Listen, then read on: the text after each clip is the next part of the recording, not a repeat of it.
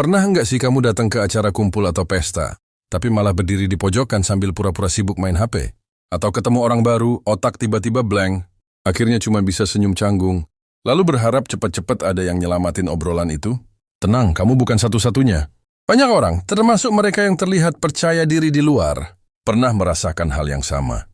Bahkan tokoh komunikasi seperti Vanessa Van Edwards mengakui bahwa ia dulu benci small talk, sampai-sampai sering berpura-pura mengecek ponsel atau kabur ke toilet demi menghindari obrolan ringan. Dan yang menarik, Vanessa bukan satu-satunya. Banyak orang yang ternyata merasa kesulitan berkomunikasi, bukan karena tidak mampu, tapi karena merasa tidak cocok dengan gaya basa-basi yang dangkal dan membosankan. Kabar baiknya adalah, untuk jago ngobrol, kamu tidak harus menjadi ekstrovert. Kamu tidak perlu jadi yang paling cerewet di ruangan, atau yang paling sering bikin orang ketawa. Kamu hanya perlu memahami bahwa komunikasi bukan tentang siapa yang paling banyak bicara, tapi siapa yang mampu membuat orang lain merasa dihargai, didengarkan, dan terkoneksi. Dalam Islam pun, Rasulullah adalah contoh terbaik dalam komunikasi.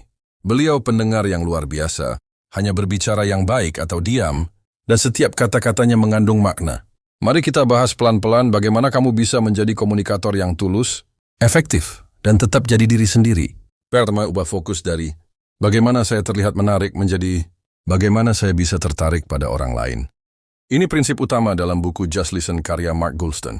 Saat kamu benar-benar tertarik, bukan hanya basa-basi, kamu akan menemukan bahwa orang akan merasa nyaman berbicara padamu. Coba tanyakan 3 hal. Apa yang sedang ia pikirkan? Apa yang sedang ia rasakan? Dan apa yang sedang ia lakukan? Terdengar sederhana, tetapi pendekatan ini akan membuka percakapan dengan lebih hangat. Bahkan dalam riwayat, Rasulullah tidak pernah memotong pembicaraan sahabat dan senantiasa menatap penuh perhatian. Itulah kekuatan mendengar. Kedua, ubah pertanyaan basa-basi menjadi pertanyaan pemicu cerita. Daripada bertanya, kerja di mana? Ya cobalah tanya, lagi ngerjain proyek pribadi apa akhir-akhir ini? Pertanyaan seperti ini akan membuka pintu cerita dan membuat lawan bicara berpikir sejenak sebelum menjawab. Dan saat mereka mengingat hal yang menyenangkan, dopamin di otaknya aktif. Obrolan pun jadi lebih hidup. Ketiga, gunakan bahasa tubuh yang terbuka. Tersenyumlah, tatap mata lawan bicara, dan sedikit condongkan tubuh sebagai tanda kamu menyimak. Jangan lupa sebut namanya sekali atau 2 kali, karena menurut riset, mendengar nama sendiri membuat orang merasa diperhatikan. Dalam Islam pun, menyapa dengan nama adalah bentuk akhlak mulia. Bahkan Allah menyebut para nabi dalam Al-Quran dengan nama mereka, sebagai bentuk kedekatan dan penghormatan. Keempat, jangan takut masuk ke topik yang sedikit lebih dalam. Banyak orang menghindari pembicaraan bermakna karena takut dinilai aneh atau terlalu pribadi. Padahal penelitian dari University of Chicago menunjukkan bahwa percakapan mendalam dengan orang asing justru lebih menyenangkan daripada ekspektasi kita. Kamu bisa mulai dengan cerita lucu, pengalaman pribadi ringan, atau opini sederhana. Obrolan yang beranjak dari, cuaca hari ini cerah ya, ke apa hal yang paling kamu syukuri minggu ini, akan membawa koneksi yang jauh lebih dalam. Ingat, dalam Islam, berbicara yang baik bisa jadi sedekah.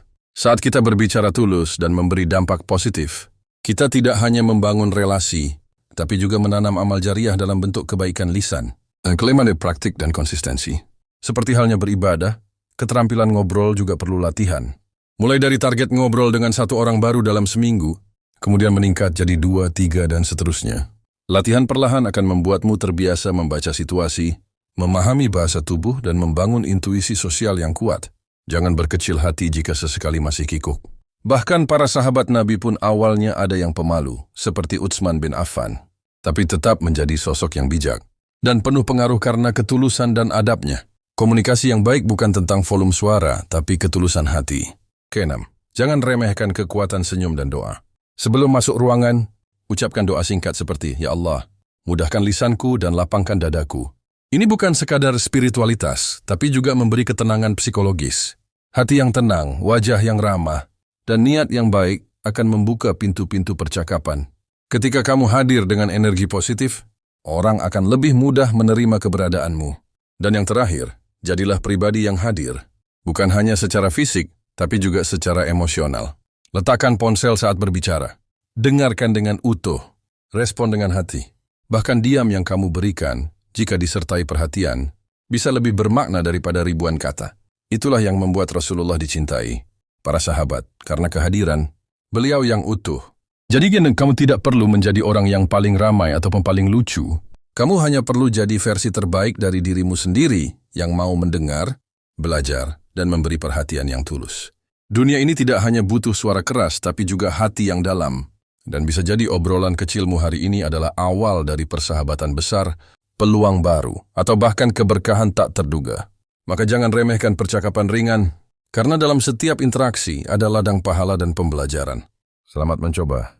Semoga tips ini membantu kamu keluar dari rasa kikuk dan menjadi pribadi yang hangat, komunikatif, dan tetap berprinsip.